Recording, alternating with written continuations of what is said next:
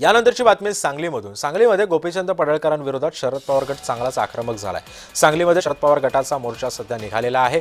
जयंत पाटलांवरील टीकेचा निषेध सुद्धा पवार गटाकडून आता करण्यात येतोय।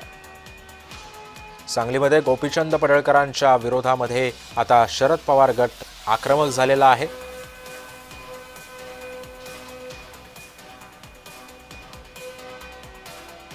सांगलीमध्ये सध्या गोपीचंद पडळकरांविरोधात आता मोर्चा निघालेला आहे।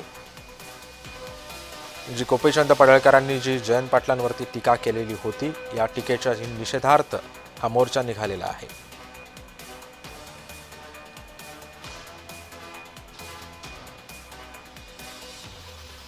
सांगलीमधली ही दृश्य आहे। सांगलीमध्ये सध्या गोपीचंद पडळकरांविरोधात शरद पवारांच्या राष्ट्रवादीने आता आंदोलन छेडलेलं आहे।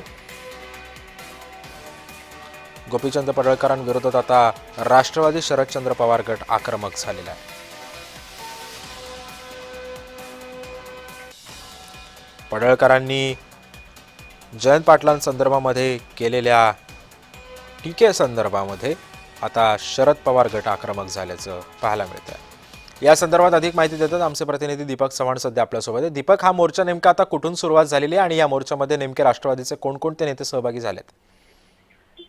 नक्कीच सांगलीच्या कर्मवीर चौकातून या मोर्चाला सुरुवात झालेली आहे आणि राष्ट्रवादीचे प्रदेशाध्यक्ष शशिकांत शिंदे यांच्यासहित खासदार निलेश लंके, जितेंद्र आव्हाड, याचप्रमाणे आमदार रोहित पवार, रोहित पाटील यांच्यासहित बरेचसे माजी आमदार आणि विद्यमान आमदार सुद्धा सहभागी होत आहेत।